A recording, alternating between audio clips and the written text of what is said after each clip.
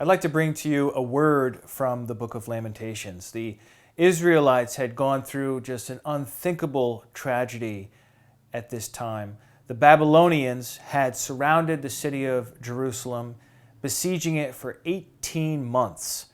And things got so bad in the city of Jerusalem during this period where starvation started to set in, people looking to find firewood wherever they could and cook their food, and then eventually you run out of firewood, eventually you run out of food, and starvation starts getting to people.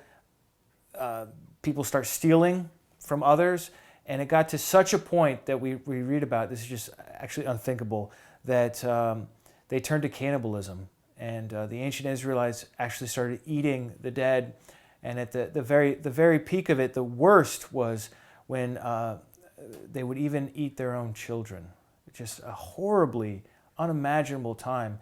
And so this book of Lamentations is lamenting the destruction of Jerusalem and the horrors that resulted once those Babylonians, after 18 long months, finally did break through and have their way with the people in the city and march them off as captives to Babylon.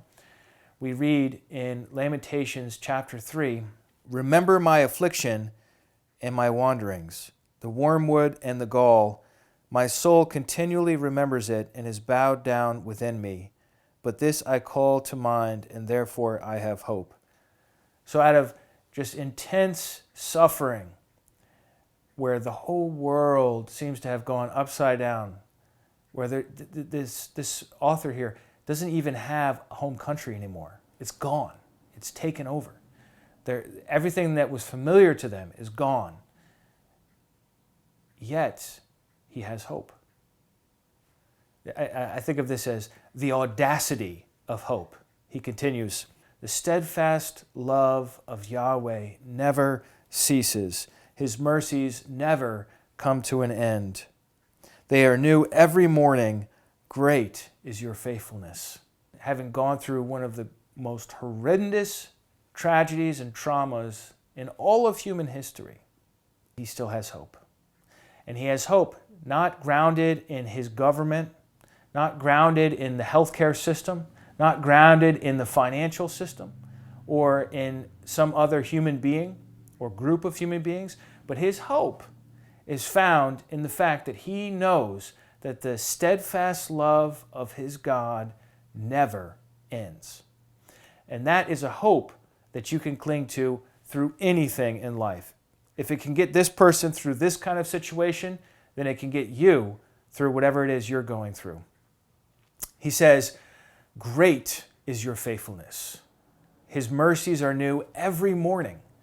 Every day is an opportunity for us to wake up and to speak to God, to pray, to read his scriptures, to commune with him, to confess our sins, to ask for forgiveness, to have his mercies renewed every single day.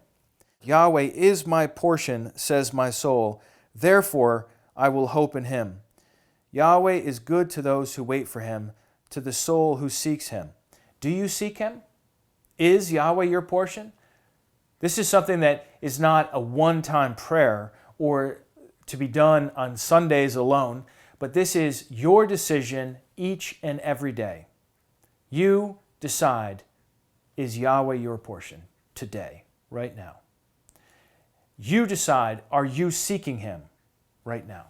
This is something we need to do each and every day. We wake up, we say, "Great is your faithfulness. Your mercies are new each morning. I choose to make you my portion. What my soul longs for most is you, my God." It is good, verse 26, that one should wait quietly for the salvation of Yahweh.